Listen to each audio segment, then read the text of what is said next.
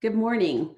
I'm really excited today to be talking about a subject that's one of my passions, which is social emotional learning, and another of my passions, which is children's literature. Today, we're going to be talking about the challenge of finding times that we can really incorporate the social emotional learning standards that we're all expected to be addressing, and that we all know are important to teach, especially with elementary age students. And yet, we're all kind of flummoxed occasionally by how in the world are we supposed to fit this into an already packed school day. So we're going to be talking today about social emotional story time. How do we harness the power of children's literature to teach social emotional learning standards? And with that, I'm going to share my screen and get started.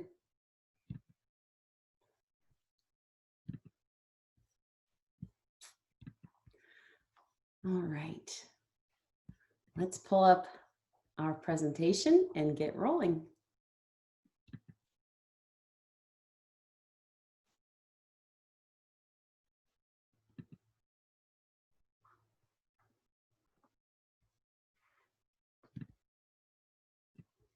I had my present button covered up. This whole Zoom thing is new to a lot of us, isn't it? I know it is to me. All right, great. We'll get rolling. So today we're going to be talking about how to harness the power of children's literature to teach the social emotional learning standards. And hopefully you're already a bit familiar with the social emotional learning standards, but if not, we'll be doing a bit of a review of what those different areas of social emotional learning are, as well as talking about how do we kind of make the connection with what children's literature selections might be the best for teaching a particular social emotional skill or another. So with that, we'll get started. So what makes a book high quality children's literature? There are 5 bazillion different books to choose from, whether we're talking about books for independent reading, or we're talking about read aloud time, or we're talking about actual guided reading instruction. So we're going to talk a little bit about, out of that sea of books, how do we figure out kind of what is a good place to start in terms of deciding what books come into our classroom for the purpose of social emotional learning. Now, of course, reading and children's literature have a million different purposes. So how do we decide which are the ones that are the best to select for our social emotional learning standards? So the first thing you want to think about is this book even appropriate for my class? We all teach different age levels, grade levels. We all teach different content areas. So the first thing you want to ask yourself when you're deciding whether to select this particular book for using for social emotional learning is, does this plot focus on important social emotional themes? And so it's always important, of course, to preview the book ahead of time and make sure that you are going to be able to make those connections for your students with that book. Also thinking in terms of, are the themes in this book and the vocabulary addressed or used in this book developmentally appropriate to the age that I work with? Now, I have a little bit of a different take on this than some people. I tend to always go high in terms of my expectations of what vocabulary to expect kids to understand, even at very young ages, because I feel like that's how they develop a rich vocabulary, is by being exposed to higher level vocabulary. So I tend to err on the side of not wanting to lowball my kids. On the other hand, there are sometimes themes that are a little too complex or troubling, or maybe upsetting, or beyond the ability of an age group to really comprehend. And so you always want to take that into account. Also, does the book promote positive messages about self? Because that's one of the main areas of social emotional learning, self-awareness. Does it promote positive messages about relationship building, whether it's family, friends, dealing with bullying, dealing with conflict? Does it send positive messages about your role in the community? Because that's one of the most important aspects of social emotional learning, is figuring out, where do I fit into everything? And how do I become a productive, positive member of my community? And about different cultures for awareness and celebration of diversity. and making sure that the book doesn't promote any biases or prejudices, either implied or very obvious. And so most children's literature that's going to be coming to your attention is going to probably have been vetted by publishers and that kind of thing, but you always just want to double check to make sure that there's nothing in that book that's going to bring negative attention to any of the children in the class, that's going to portray a particular race, religion, culture, gender in a negative light, to make sure that it's a comfortable learning space for everybody in your class. Another thing to think of, which is probably fairly obvious, is this book's topic going to engage my kids? Does this book present ideas in a new or interesting way that's going to get my kids involved and motivated to discuss and to learn and to do the activities that I present to them? Is it going to be kind of a jumping off point? And again, that's going to be really relevant to the age level that you're teaching, the grades, the community, the culture that you're teaching in. I remember, I've taught in both urban and rural settings, and in large cities and in small towns. And one of the books that I loved to teach to my 4th and 5th grade students, used for teaching social emotional learning, was Where the Red Fern Grows. That worked great when I was teaching in a rural community, a small town community. The kids, the boys that I had a large group of boys in that class who really related to that content because they had experience with hunting, and that was a large theme in the book. I'm not sure it would have connected as well with my younger students that I taught in an inner city environment. Now, it might have been great to expose them to different culture and different opportunities to see life from a different perspective, but I'm not sure it would have engaged them as much. So that's always kind of a balance that you have to capture. Is the book unafraid to touch on negative concepts like anger, like death, like fear, in addition to positive ones? Because one of the big major powers of a great children's book is to help kids explore things that are difficult to talk about, that maybe are topics that people have avoided discussing with them. It's a great jumping off point for a lot of difficult topics, because a lot of social emotional learning is learning to be resilient, is learning to deal with adversity, is learning to be aware of your emotions, the whole spectrum of emotions, and how to cope with those. And so that's an important thing to think about, is what does this challenge my students to deal with? And also, does the book prompt an emotional response in the reader? When I go back to thinking in terms of reading Where the Red Fern Grows to that group of kind of ornery boys that I had that were 4th and 5th graders, and how much they were engaged in that topic. And I remember reading the chapter where the dog dies in the book, sorry, spoiler alert, and the tears were running down the faces of these 10 and 11-year-old boys that I was reading that as a read aloud with. And so that book engaged them. It caught them. They related to the characters, and it prompted an emotional response in the reader or the listener. And so those are some things to think about when you're selecting a book. Another thing is, does this book have interest and relevance to my students? So is this a book, like I mentioned, that your students are going to be able to relate to? Is it a topic that your students will relate to? Is the main theme one that's going to be comprehensible to your students' age group? And again, so using that same book, Where the Red Fern Grows, I'm not sure that it would have really resonated with much younger students than I was working with, even though they could have understood the story. I'm not sure it would have been as interesting and relevant, because it was not, I was aiming to read it to a group of kids who were at a similar age and similar circumstance to the characters in the book. Is the theme one that's going to be comprehensible to your students at the age that you're working? Is the content and topic relevant and useful to the student's life? Is it teaching them something they're going to be able to incorporate? One of the things that we know about social emotional learning is that it's most effective when it can be kind of translated into practice in the student's life, if it can be transferred and generalized into their everyday existence.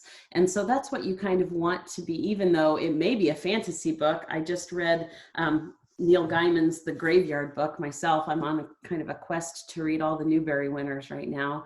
And it's fantasy, but there are real themes of friendship and of discovering your own values that are translatable instantly to the reader or to the listener.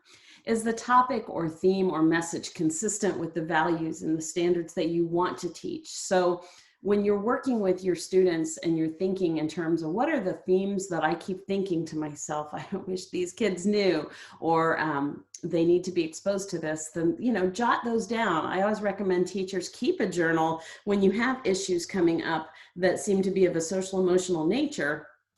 Jot those themes and topics and subjects down so that you can kind of keep them top of mind when you're selecting books for read alouds or independent reading or book clubs or however you're incorporating children's literature into your classroom. Another thing, not the most critical part, but an important one to keep in mind is recommendations and recognition. You don't have to kind of reinvent the wheel in terms of finding great children's literature. Does someone I know and respect recommend that book?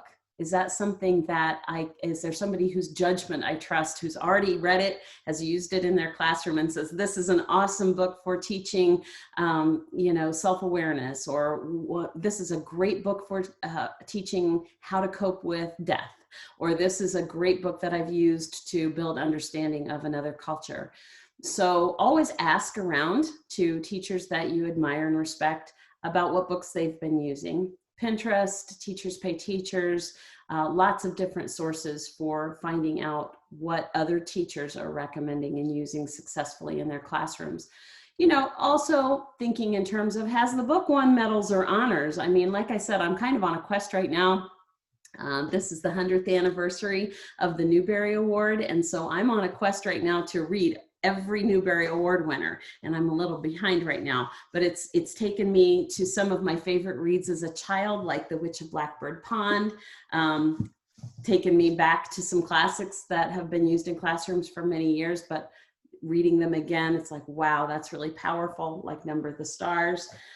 So Charlotte's Web is another one. And even for little kids, you know, looking at books that have won the illustration award, like Marshmallow. This is a great one. It won the Caldecott honor for illustrations. And we know that little ones love illustrations, and that's what part of what makes it engaging for them. You know, books that have great depictions of friendship. This is a great book for teaching how sometimes someone that we don't think is going to be a friend of ours turns out to be a really important friend. And so keeping in mind that if books have already received honors and medals, that's probably a good indication that they're high quality and that they have a good place on your bookshelf in your classroom. Another thing to think about, is this an author or publisher that I'm already familiar with and that I love their books, and I know that I'm going to have a great response from my students? You know, and a classic one there is Alexander and the Terrible, Horrible, No Good, Very Bad Day. Judith Viorst does not write a bad children's book. And so that's something to keep in mind, that if you have a favorite author, like one of my favorites is Patricia Polacco. There's never been a book that Patricia Polacco has written that I wouldn't have on my bookshelf in my classroom or for my grandkids.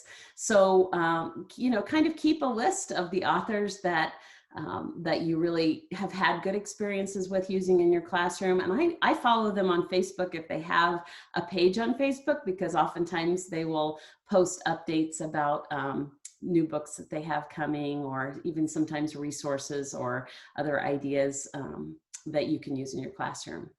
And then, does the book have positive reviews from other teachers? I think we mentioned that. So always looking to see, not only does the book have recognition and reviews that merit your consideration, but also, do you know people that have used it and can share ideas with how they've used it in their classroom? As I mentioned just a moment ago, I always consider illustrations in choosing books, especially for younger kids, because we know that for little ones, oftentimes the pictures are the thing that really hooks them and engages them more than the text initially. So do the illustrations support comprehension of the message? That's the most important thing that I think you want to look at. Some books have really beautiful illustrations, but they don't really carry the message or open the door for more exploration of the content. So, it's great to have eye-catching, engaging illustrations because that's going to bring your kids in and make them want to listen and look. But did the illustrations really enhance or give kind of added depth to the message of the book? Because some kids are very visual learners and may take more from the illustration than they do from hearing or reading the text itself.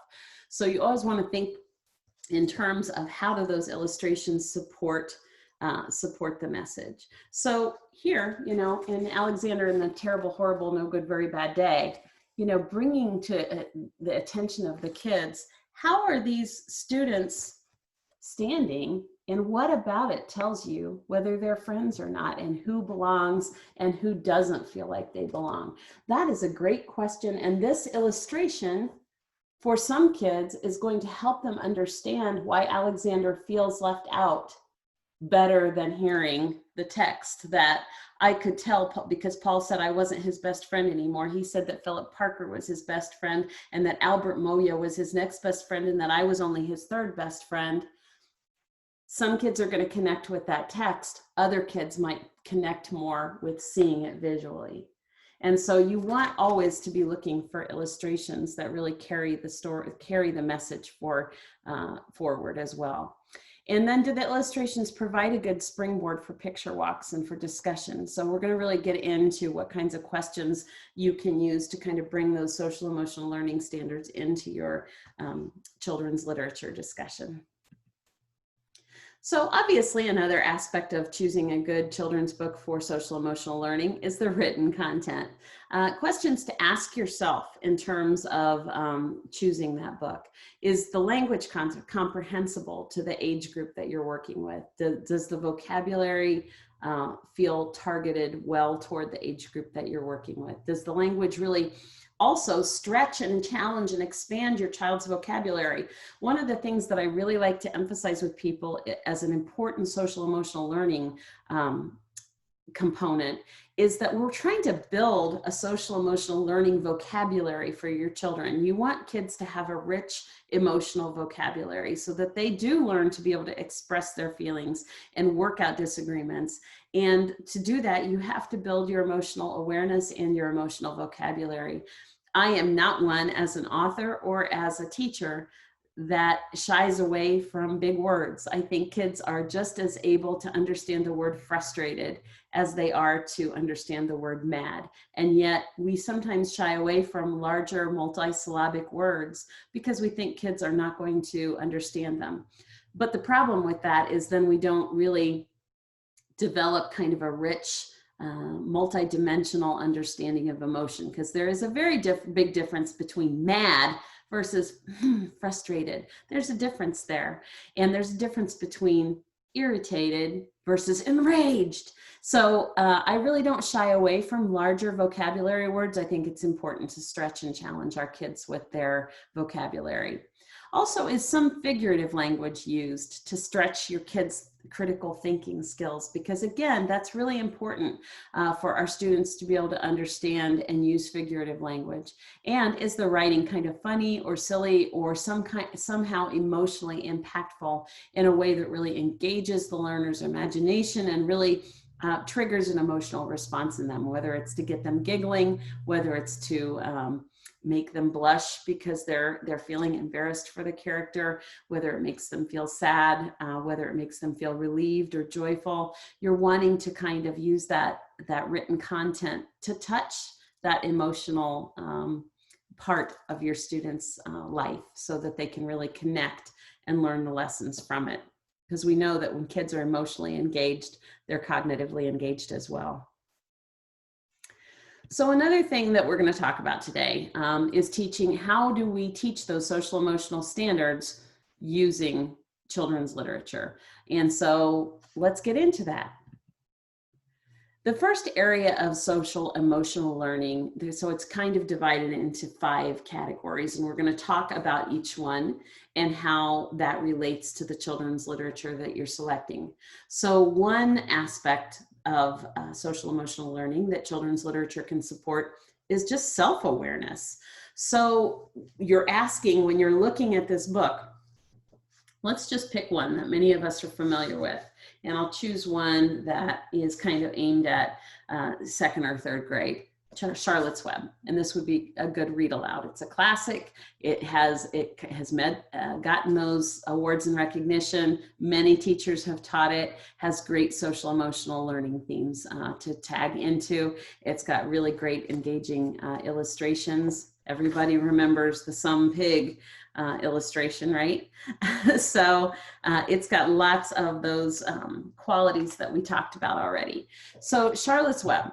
This book is a great book for exploring emotions. We know to think back through the scenes in this book in terms of, let's take for example, Fern seeing her father go out into the barn with his hatchet, planning to put Wilbur out of his misery because he's the runt of the litter.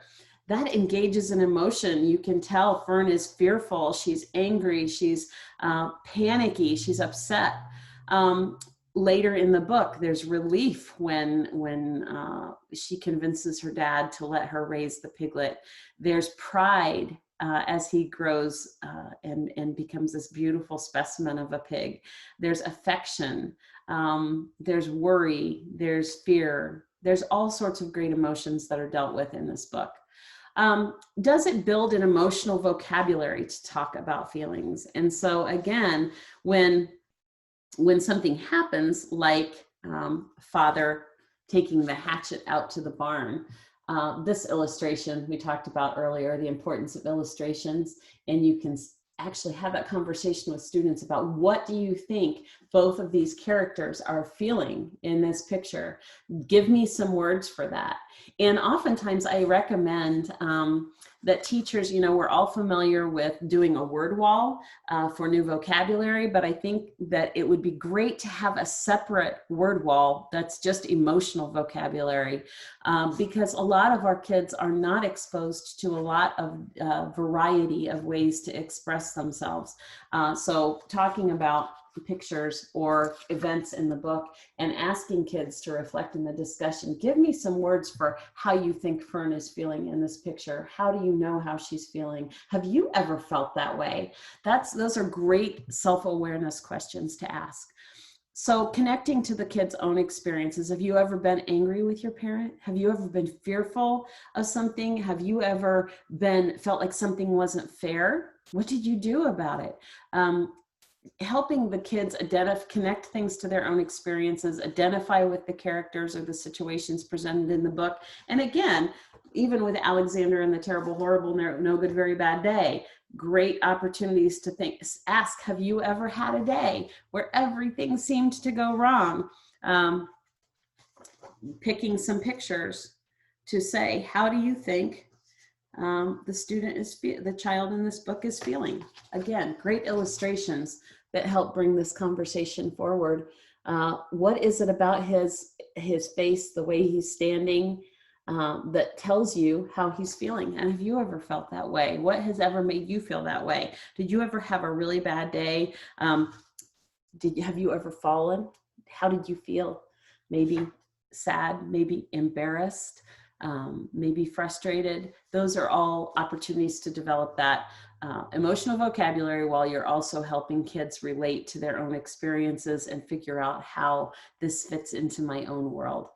Also identifying your own strengths and weaknesses, identifying your own wants and needs.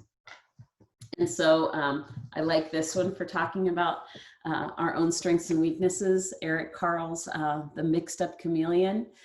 Because The Mixed Up Chameleon, for those of you who haven't read it, starts out, and we talk about the chameleon himself and what he's like. So we're talking about the characteristics of the character, but then we get into the fact that he doesn't like who he is. He goes to the zoo and he sees all these other animals and he wishes that he was like them. And as he wishes that he was like them, he gets different attributes of them, like pink wings and legs like a flamingo. And as he takes on the characteristics of all the other characters, he gets very mixed up. It's a great book. My granddaughter loves this book. So he ends up looking like this, and he can't even do what he's really good at, which is hiding and then finding a fly when he needs it and catching it, because he's so mixed up. And so it's an opportunity to talk about, we're not all supposed to be the same. We all have our own unique characteristics. What's special about you? And what things would you like to change about you? We all have things that we're proud of ourselves, and also things that we wish were different. But the bottom line is we're special just the way we are, and we need to cherish and celebrate our individual differences. And then identifying their own wants and needs. That's another thing that hopefully you're going to be able to pull out of a discussion, whether it's a read aloud or whether you're having students reflect on that themselves in an independent reading type of situation. So that's kind of what we mean when we say self-awareness. Understanding emotions, building emotional vocabulary, connecting to the experiences in the book, identifying with characters or situations, and thinking in terms of, how am I like that character? How am I different? What are my strengths and weaknesses? What are my own wants and needs?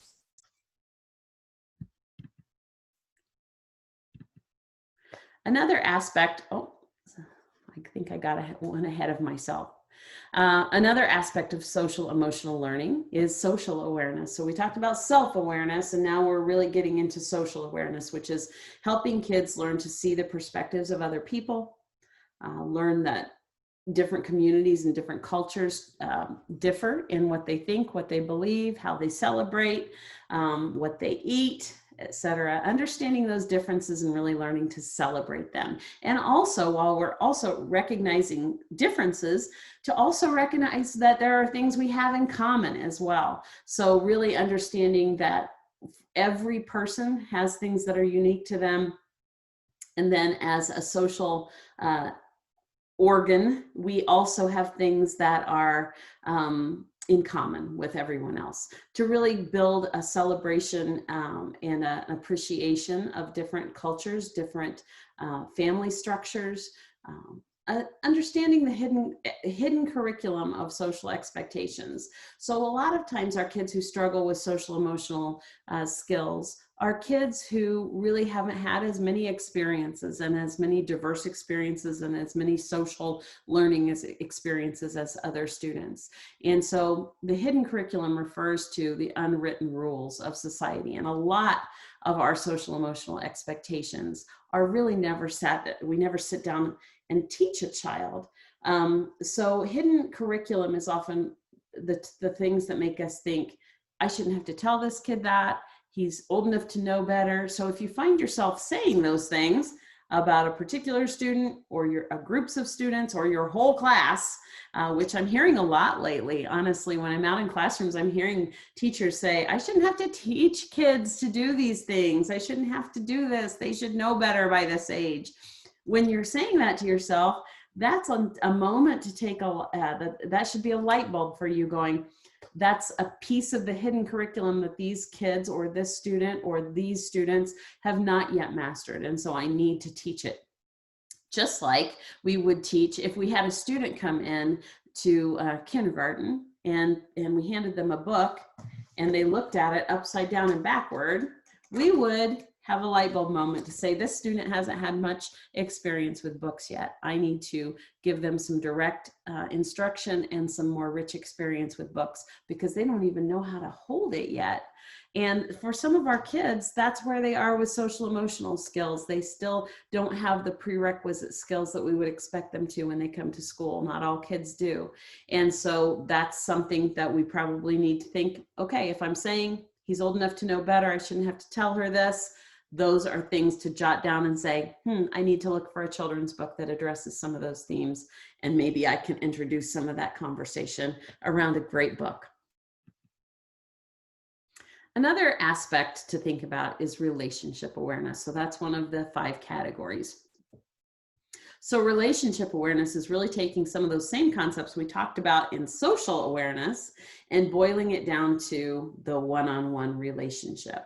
So it's thinking in terms of who might be a good friend for me. I talked about the book Marshmallow. I love it because it explores how sometimes friends come out of the most unlikely situations, because Marshmallow is a little pet bunny, and he comes into a house where there's a very established cat named Oliver, and Oliver is none too thrilled to have a bunny in the household, and Marshmallow is kind of terrified of Oliver.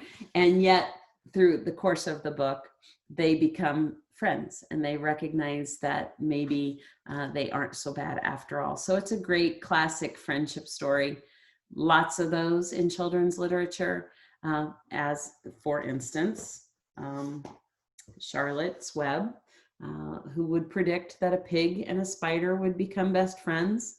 And so that's another great book that touches on the theme of friendship. Also thinking in terms of conflict resolution. So not only making friends, but keeping friends. So it's great to have a book that explores things that are a little touchy, things where people have to resolve some kind of a conflict, where we have get an understanding of different types of relationships, different families, different friends.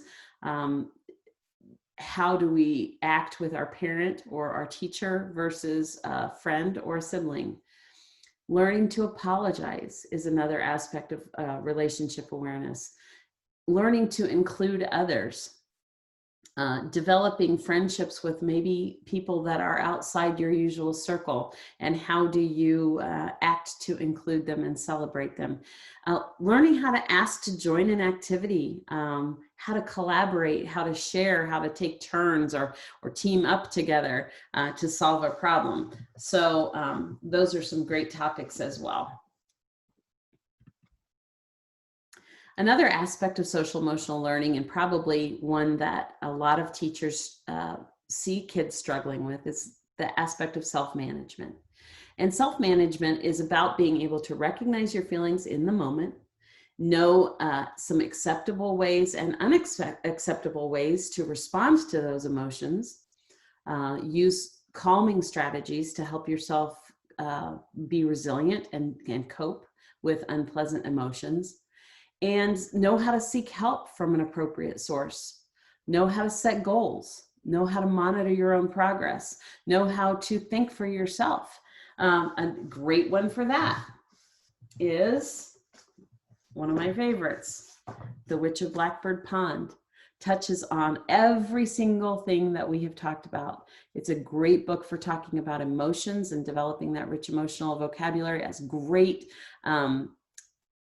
conversation about social awareness and what's fair and what's not, and why do certain groups of people, why are they treated differently than another group of people, and is that fair? Has great themes of relationships, where the main character makes friends with someone who everyone thinks is a witch because she lives by herself, and we get to see the main character make decisions for herself about, is that true? Just because someone else says it's true? Is that how I judge someone? And how do I judge whether this is a person who's a good friend for me? And getting into self-management, what do I do when I'm fearful? Because there are some pretty tense moments in this book where the main character is really at risk because of her friendship with the outsider in the book. And how did she manage to cope with that? Setting goals and monitoring her own progress toward those goals, thinking in terms of her trying to save her friend. What did she do to do that? And how did she deal with the challenges she faced along the way? So, and who could she turn to for help? She did turn to people for help in this book. Those are great conversations to have with kids, especially, this is a great book for upper elementary as a read aloud, because you're really priming them for a pretty challenging time in their life as they kind of move towards junior high. And that's why I always say, don't avoid sticky subjects in terms of social emotional learning, because you're wanting to prime kids for what they're going to be dealing with in life, and better to have read about someone dealing with some of those challenges and thought through it than to just jump into your own life unprepared. So great conversations can happen around self-management through children's literature. And again, about the next step then is hopefully that as learners, as citizens, we're all using everything we've talked about so far to get to the point where we can make responsible decisions.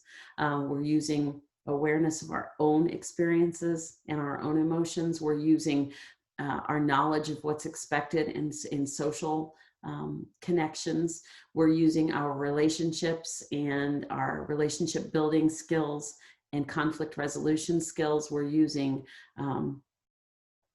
our friendships and our connections and our self-management skills to then make responsible decisions.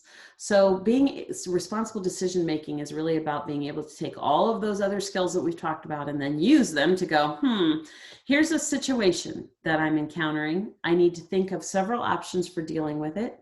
I need to be able to think ahead to potential outcomes, choose a good solution, and then reflect on the situation to evaluate, how did that work? And again, I'm thinking of Witch of Blackbird Pond is a great one, because there's some actions that she takes that you might need to say, what are her options for dealing with this right now? She is afraid of being accused of being a witch. What is she going to do? What are her options for managing that? She's been charged with witchcraft. And she knows she's not a witch. What are some of her options to try to deal with that? She's afraid. How do you think she feels when she's locked in that shed, awaiting her trial? How do you think she's feeling? What could be some things that she could be thinking about as possible solutions? So great. And again, doesn't have to be that complex. For our younger learners, you might take something like Kevin Henke's Lily's pink or purple plastic purse and talk about options. So in Lily's purple plastic purse, if you're not familiar with it, Lily has some issues at school, and she has to figure out what are her options for dealing with it. She has a brand new purple plastic purse. She's very excited about it. It plays music when she opens it, and she wants to show it to people, and she's having a very hard time listening in class because it's very distracting to her. She just wants to play with it. Now, is that a situation that little ones can relate to? Absolutely. Every classroom I'm in first and second grade, I see kids who are distracted by things that they've brought. And so that's something that you can kind of relate to, in terms of the teacher saying, you know what, I think I'm going to need to keep that for a while because it's keeping you from paying attention. But the cool thing about this book is that then Lily decides to deal. So you have that conversation about, have you ever had a time when you got in trouble for something you didn't think was fair? Maybe you had something taken from you because you got in trouble with it. And what could she do? What are all the ways that she could deal with that problem? And the way that Lily deals with it is she draws a picture of her teacher that says, big, fat, mean Mr. Stealing teacher, thief, bad, wanted by the FBI. I do not want to be a teacher like this when I grow up. And she sneaks it into his bag. And having the conversation with kids was, oh my goodness, what do you think will happen next? Having that conversation to think about, was that a good solution? Because will that end up with a good outcome for Lily? And having that conversation is a great way to kind of teach responsible decision making in a way that is less threatening than saying, now how should you have handled that in the moment that a child is in trouble? Because we've seen that go wrong time and time again. When a child has made a poor decision and we try to teach it in the moment, sometimes that actually escalates the situation instead of de-escalating it. But when you teach it through a fun and engaging story like Lily's purple plastic purse, they're able to learn that lesson through someone else. It's kind of like the fortunate situation I had as the youngest of 6 children, I got to see all my brothers and sisters make a whole lot of bad decisions when I was little, and that helped me learn. So maybe I didn't have to have those experiences myself. So we always learn best when we have the opportunity to see someone else's situation and how they handled it and how they resolved it. So being able to reflect on a situation then after the fact and say, did that work out the way she intended it? What would have been something else she could have done instead? So you can kind of see, you can teach it at lots of different levels, very complex or very basic. So some of the things that we can do from the adult perspective is to provide adult guided activities like picture walks. You know, and if you're all familiar with picture walks, I'm sure, but let's just look at a book called Ira Sleeps Over. And this is about the fear of going someplace and sleeping over by yourself the first time. Almost every kid at a certain age can relate to that. But you can actually take a picture walk through and say, who do you think this is going to be about? Let's look through the pictures and see who the characters are in this story.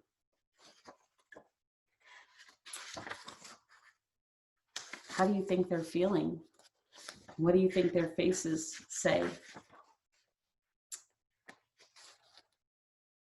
Looking through and saying, do you think that he and his sister agree? Or do you think they disagree about whatever they're talking about?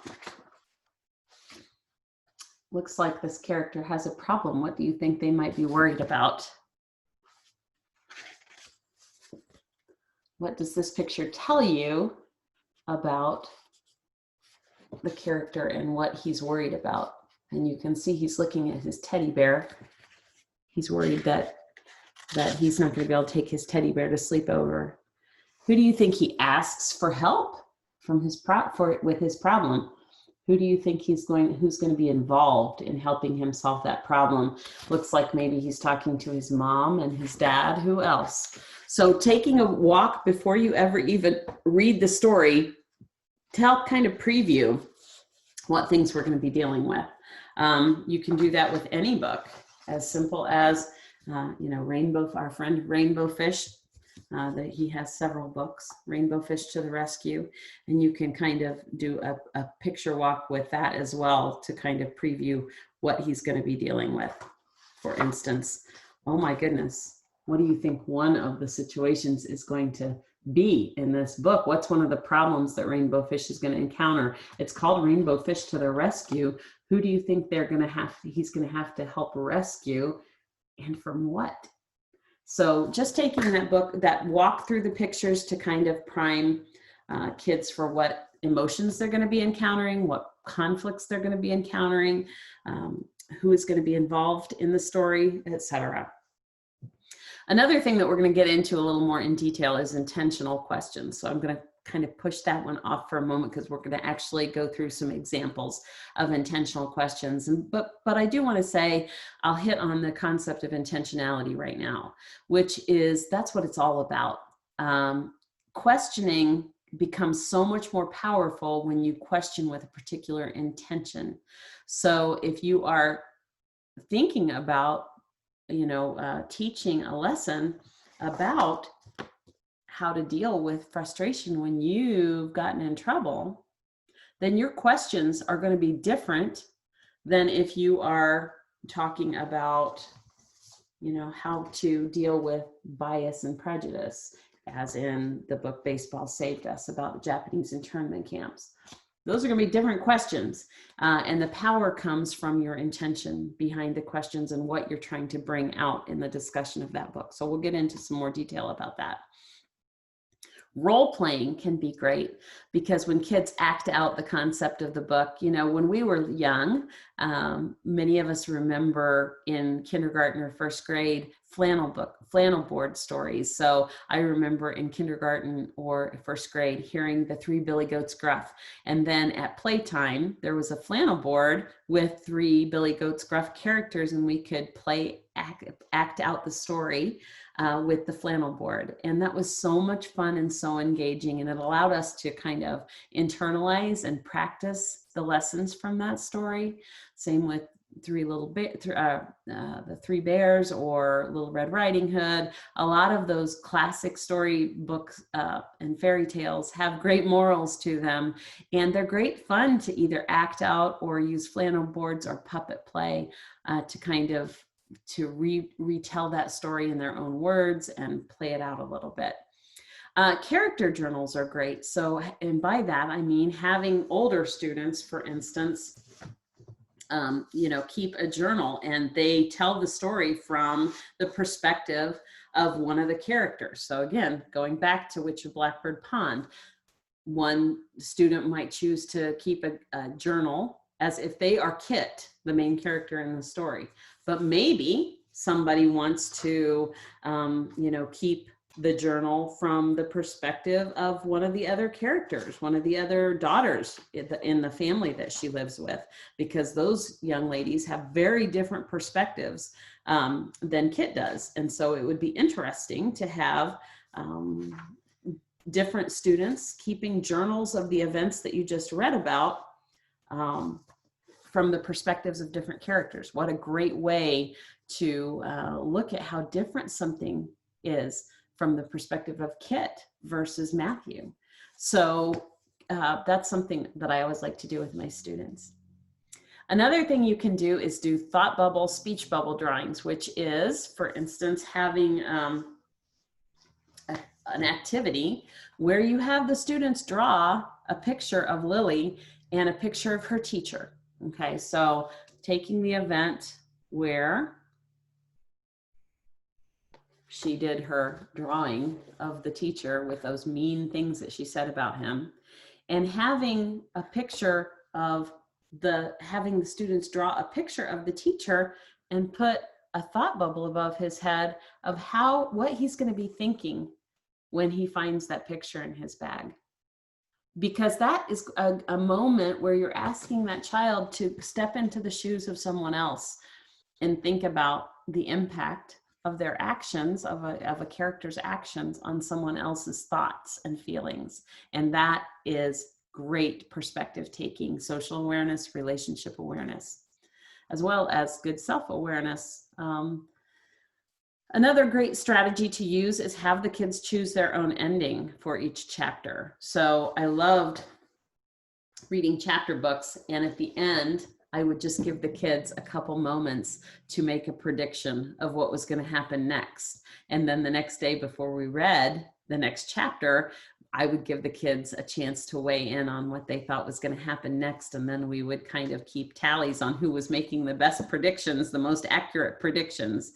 And so Charlotte's Web is a great one for that. You never know what's going to happen next in that book. And that's a great one any chapter book is a great one for, doing the what's going to happen next. Number of the Stars is so suspenseful at the ends of some chapters. You're just kind of left hanging as to what's going to happen next. Great opportunity for students to think in terms of, oh my gosh, what's the possible prediction of what's going to be the outcome of what just happened. So choose your own ending, write your own ending is a great opportunity to either make predictions or get the creative juices flowing and come up with possible different outcomes based on the decision. What if she hadn't chosen to take that hike through the woods at night? What would have happened? How would the ending have been different? And then also, I always like to remind teachers that oftentimes there are author-created lessons and activities that are out there on the web. I know there are tons of them for many of the award-winning books. So always make sure to Google and look to see if the author is offering actual lessons and activities, or if maybe somebody else, the publisher sometimes offers a lesson planning kit with particular books, or sometimes there are just teacher created units that are already developed and that can save you some time. So just thinking in terms of that picture walk that we talked about, some of the questions you can always go back to, or what do you think this book is going to be about? Look at the faces of the characters. How do you think the characters are feeling? How do you know that? What kinds of relationships do you think these characters have, and how do you know that? What in the pictures tells you whether these people are friends or enemies? Can you guess what the problem might be in this story? What do you think might happen next? What would you do next if this happened to you? And again, this is before you even read a single word. There are so many social emotional discussion questions that you can get just from taking that picture walk. The character journals, we talked about having that student choose a character and create a journal entry after each chapter from the point of view of that character, having a turn-in talk the next day to say, read each other's journals from the perspectives of different characters, and so that they can kind of share a moment of seeing things from a different character's perspective. Just thinking about possible outcomes of all the actions that happened in that particular chapter or the events, setting goals from that character's perspective and what would you do next, etc. We talked about the thought bubble and speech bubble drawings, choose your own ending. Want to get into the intentional discussion questions. So the idea of intentional questions is that you're developing general question prompts or question stems for each category of social emotional learning. And then I liked to put those questions on index cards, and I had them color coded so that I could laminate those and then just pull them, or I would sometimes even distribute them to students and let them ask questions during the discussion of the book. Or sometimes create an anchor chart with questions, general questions to ask yourself when you are reading. And I also like to really connect it to the annotation process for older students. So when you're teaching how to annotate a story, you can also include some social emotional annotations as well. So we're going to talk about all of those things in a little more detail. So self-awareness questions. And again, I would put these question stems on index cards and I would color code self-awareness, just because that way I make sure that I'm pulling from all the different categories as I discuss. Or I would again distribute them to students and let them and just occasionally call on one of them to ask a question to the rest of the students. So the self-awareness category question stems would be things like, what emotion describes how this character is feeling? How do you think they're feeling right now? Give me a word, give me another word, give me a different word to build up that rich emotional vocabulary. Have you ever felt this way? Tell me about that. Thumbs up if you've ever felt this way. Thumbs down, thumbs to the side if you're not sure. What does this character want or need right now? Have you ever wanted or needed the same thing as this character?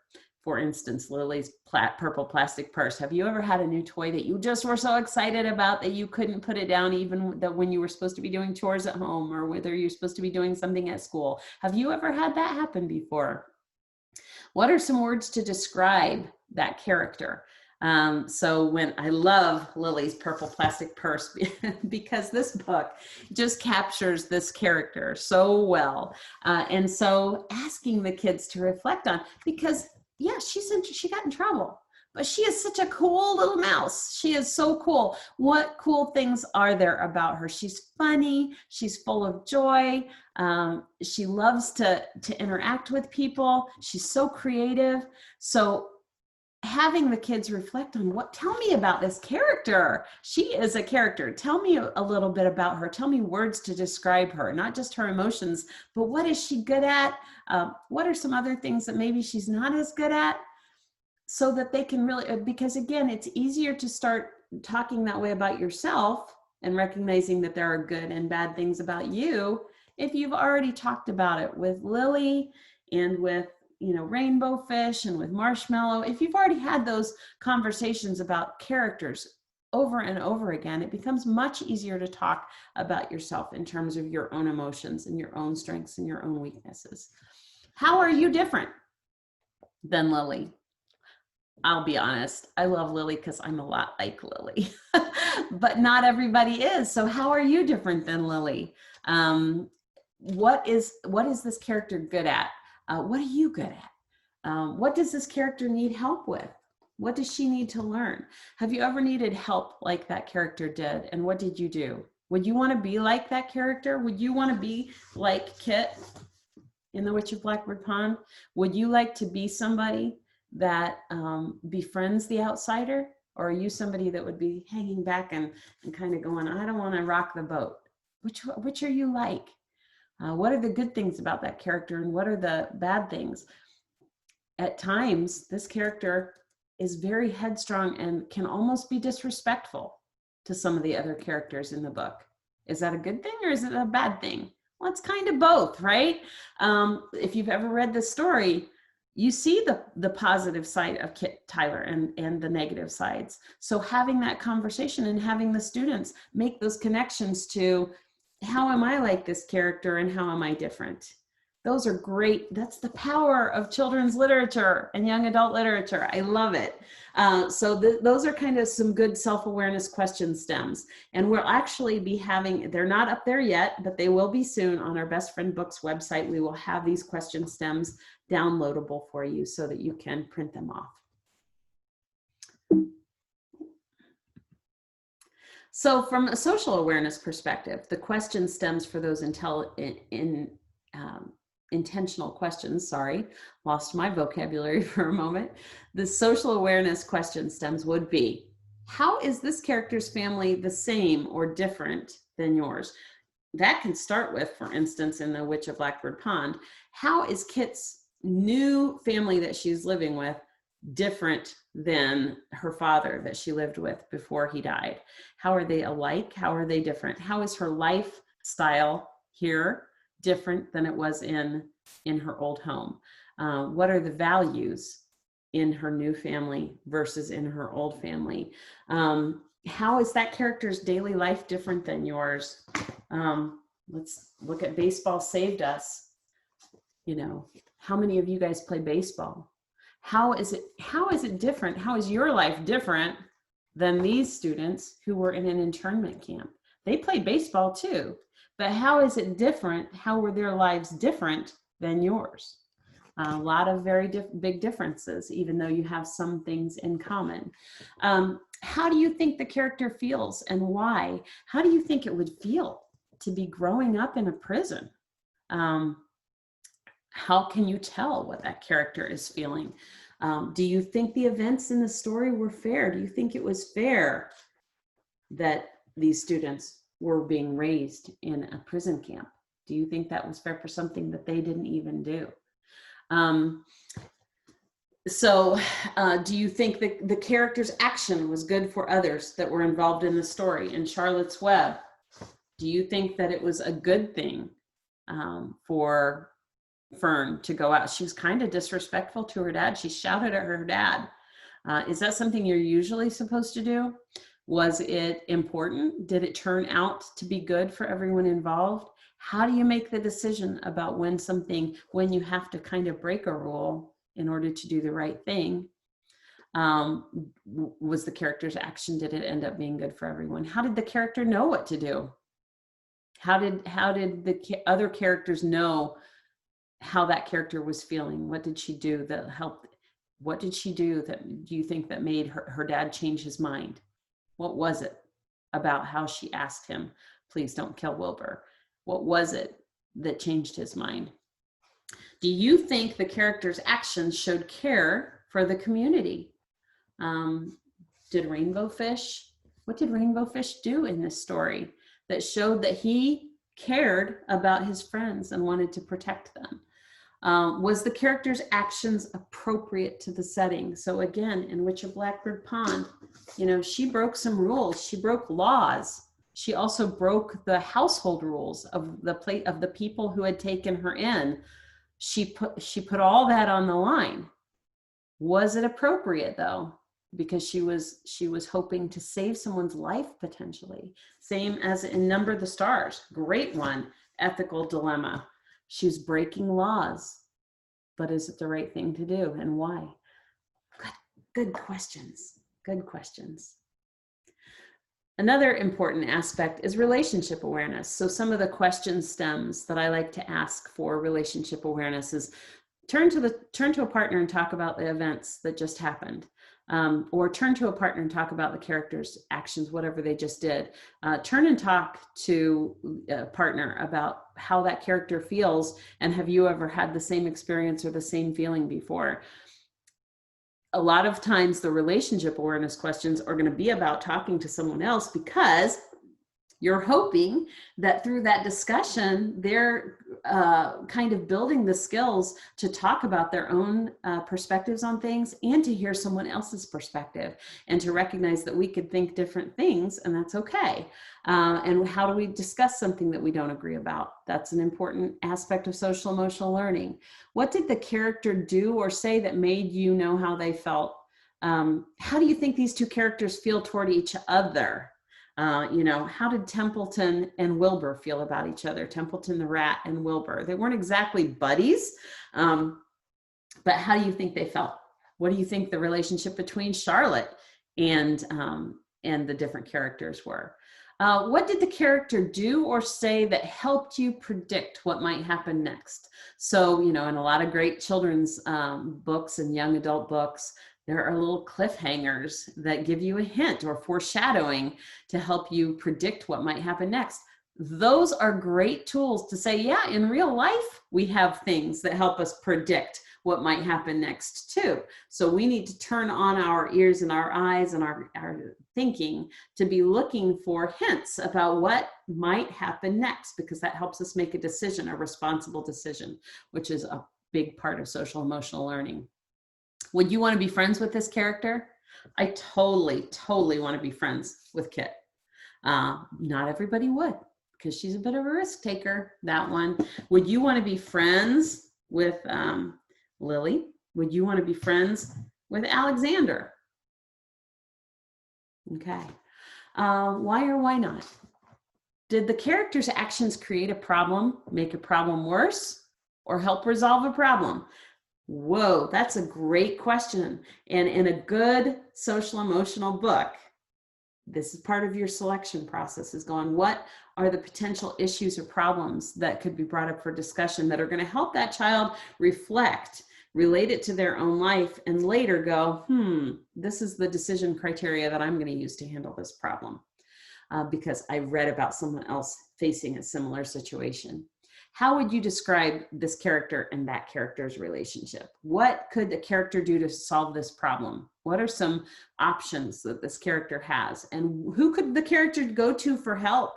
That's another great question to ask, because one of the things that a lot of our students struggle with is, who would I go to if I had an issue that I needed to resolve? And so helping kids think through that with characters in a book is a great way to prime the pump for them to ask that same question when they're faced with a difficult situation. Self-management questions. What do you think this character's goal is? That's an interesting one, whether you're talking about Baseball Saved Us, whether you're thinking about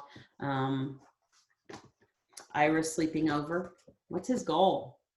His goal is to go have fun with his friend and handle it, even though he's a little bit scared of going and being someplace by himself overnight, or in an unfamiliar place without his family. What's Kit's goal? What are the main character's goals in Number the Stars? I mean, there's some pretty heavy duty issues that the main character is facing. What is her goal when she goes walking through the woods that night, in the middle of the night, when her mother's foot is broken and she can't do it? What is her goal? How can that character accomplish the goal? Close your eyes and imagine what it feels like to be her as she walks through the night, hoping that she's not going to run into any soldiers. Imagine, what would that feel like? What does the character feel like doing versus what they should do? Big ethical questions that are easier to deal with talking about a character in a novel than in your own life. And so sometimes reading these great books helps prime the pump for how you're going to deal with it when you face a difficult situation. How could the character change the situation for the better? Have you ever been in a situation like that? What did you do? Tell about a time you felt the same way. May not have been the same situation exactly, but have you ever felt fearful? Have you ever felt like there's something you should do, but you're afraid to do it, or you don't want to do it? What could you do if you were in this situation? If you were in a similar situation, what could you do? When you feel fearful, what do you do to change those feelings? What do you do to cope with those feelings? What makes you feel better? Who do you go to for help when you're in a situation where you're not sure what to do? What have you done or do you do when something similar to this happens? What do you do when you are having a terrible, horrible, no good, very bad day? What do you do? What do you do that makes you feel better? What made it better for Alexander? Those are good questions. How did he manage it? How did Lily manage her frustration at having her purple plastic purse taken away from her when she wanted to play with it? Did she make a good decision? Did she manage her feelings very well? What could she have done differently to calm down? Those are really important questions. And again, much easier to have that conversation about a character and not me before I have to have that conversation about my own feelings. And then that all important area of social emotional learning about responsible decision making. Some question stems for that is, what is the problem that the character's facing? What are some options that character has for dealing with it? So even before you see what Lily did with her picture of this teacher, you can be asking her, you can be talking about, she's still very upset. You can tell from the pictures, what kind of feelings is she expressing that you can tell she is not feeling calm and peaceful and happy about having her purple plastic purse taken away? How is she feeling? And then closing the book up and saying, what do you think she ought to do about it? What do you think she's going to do? What are some possible decisions she could make about how to respond in that situation? What are their options? What might happen if she chooses to do this, that, or the other? That's a really key component to making good, responsible decisions that a lot of our kids are not really adept at. Thinking down the road 2 or 3 steps is what's going to happen if she chooses to do that. Do you agree with what the character did? So taking that moment after you have talked about what she chose to do, and that she put that in the teacher's bag, and in the story earlier, she talked about what a cool teacher he is and how much she likes him. So do you think it was a good idea for her to put that note in his bag? How is he going to feel when he reads that? And do you think that's the way she really feels about him, or was she just angry in the moment? What could she have done instead? Before you go any farther in the story, having those conversations is a great way to really build some social emotional competence. What impact did that character's actions have on the other character? And what did she do about it? What did she do to make it right? Do you think the character's choice made things better or worse?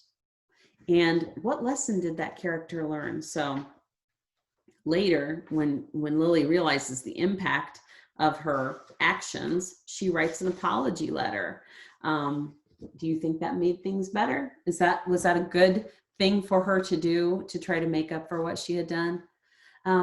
What rules or expectations was this character ignoring or following? What got her in trouble in the first place?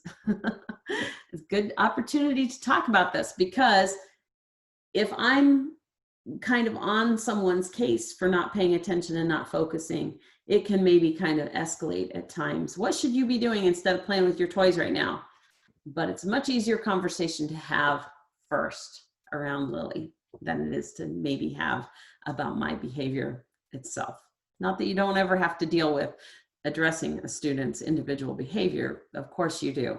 But sometimes it's easier for that student to manage it if you've already talked about it in ways that they've had an opportunity to apply those questions to someone, a different character's situation. What do you think will be the consequence of those actions when, oh my goodness, when Mr. Slinger finds that note? What is going to happen? Or, oh my gosh, guys, what if the soldiers do run into her in the woods? What is going to happen? What potentially is going to happen if those soldiers find her and realize she's trying to sneak supplies to those folks who are trying to run away? What will happen? What would you do to handle the situation differently? Or would you do the same thing? What have you done when you felt like that character feels? Those are great responsible decision-making question stems. So a lot of you who work with a little bit older kids, maybe in upper elementary or in middle school, have students annotating in their young adult literature, finding examples of contrast and contradiction, finding examples of the aha moment when a character realizes something, highlighting times when there's a tough question or issue that the character is having to deal with, times when there's words from the wiser, another character is sharing a different perspective that helps the character have new insights. The again and again moments where we're reflecting back and kind of hitting on a common theme over and over and over again. Memory moments where the character is reflecting back on something that happened previously in their life. Those are great annotations. Many of you are already using those to help kids kind of connect with the story. But I would like to suggest that there are great SEL annotations that you could add to that. So for instance, you could have the kids write an essay, not an essay, but an S-A for self-awareness at any times where the character is disclosing their own emotions, their own strengths, their own weaknesses, something about their personality is revealed. That's a great self-awareness moment. Another annotation could be for SC, social connections. This is a time when maybe the feelings or perspectives of others are brought up, or consideration of issues that are affecting the storyline or the community or the world or the character. Relationship awareness, RA, for moments that show bonding between characters or interpersonal connections or collaboration or teamwork or resolving a conflict. Those are great relationship awareness moments. Self-management moments where you see a character responding to their own emotions or setting goals or considering options for coping or making a plan. Those are great moments for saying, I noticed this character using self-management strategies. Or decision-making moments, DM moments for critical decision points where a character takes action or where a character makes a decision between right and wrong or makes that hard choice between two potential paths to go down. So I would encourage you, if you're working with older kids and doing some more complex literature, to really start asking them to annotate those social awareness, social emotional learning moments as well. So there's lots of different books that you can use. I've just focused on just a few today, but you can really go through your own classroom library and choose. And I would take the summertime while you've got the time, or if you're like me, I just love children's literature. So it's not a chore for me to look through books and try to come up with what social self-awareness themes I could come up with, or what social awareness themes are hit on in the book, or relationship awareness, or responsible decision-making themes. So go through those, and I would just jot down for yourself what some of those great titles are for hitting on some of them, and then just keep those STEM questions handy. On our website, and I'm going to take you there next. Let me just first of all, for those of you who aren't aware, I author children's books on social emotional themes, and you can actually find those on my Amazon authors page. So I've included the link on the handout and on the slideshow, but you can see all of our books are available on Amazon, and there's over 20 now, and most of these are for younger kids, so they are kind of aimed. Probably the perfect age for these kids is like 5, or these books is about 5 to 9. But we have oftentimes had students that were younger than that connect with a lot of the themes, especially some of them more than others. And then we have people that use these all the way into high school, or even give them as gifts to college students and adults as well, because they are kind of timeless themes, most of them, and they all hit on different social emotional standards. So just know that you can hit up my Amazon authors page to find any of the books that I'm going to talk about.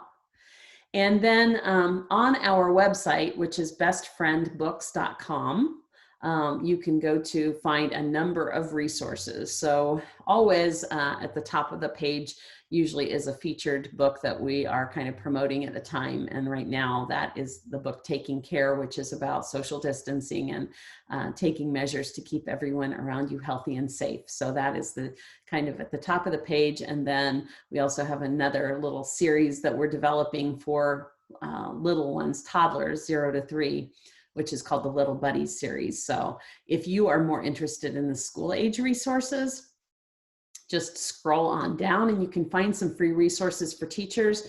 You can find intention cards. And if you look at those, you can actually print them off, and they have affirmations to start your day. So you would print them on tag board and then cut them apart and laminate them probably. And you start each day with pulling or having a student pull an affirmation card or an intention card, sometimes we call these. And you would start the day with that. So for instance, if they pulled kindness, I think nice things and I do nice things for others. And that's going to be our intention for the day or for the week or for the month. And we're going to return to that over and over again. So we have lots of positive intention cards there that you can download. As well, we have a link to our YouTube channel where I have posted a number of social emotional lessons, which you are, and we also have readings of our books, digital readings of our books. So if you click on any of those, for instance, Taking Care. Lisa Combs and illustrated by Pam Fraser. You can actually brought to you by Best Friend Books. Your students listen to that and you can project Taking it onto Care. your whiteboard. Or you can actually use some of our lessons. So we have one about what makes you you. Hello, Best Friend Book friends. I'm so glad to be back with you today. Yesterday we read Think Like a Yeti, and we talked about. So you can kind of explore those, and those can be something that you can return to anytime that you want your kids to engage in a social emotional lesson. They usually run about 5 to 10 minutes.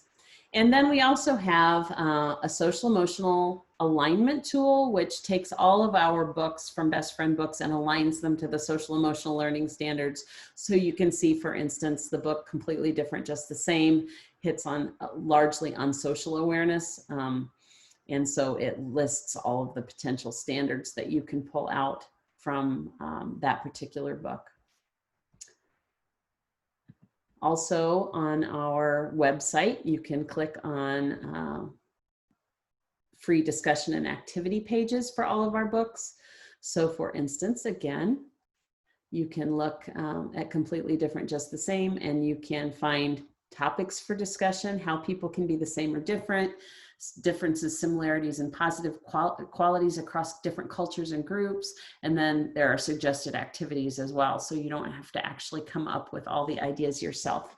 We've kind of provided you some.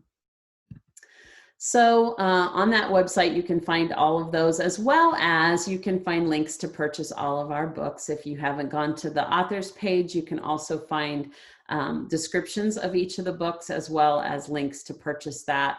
So The Best at Being Me, for example, is we each have unique talents and interests that make us special. That's a good book for building self-awareness.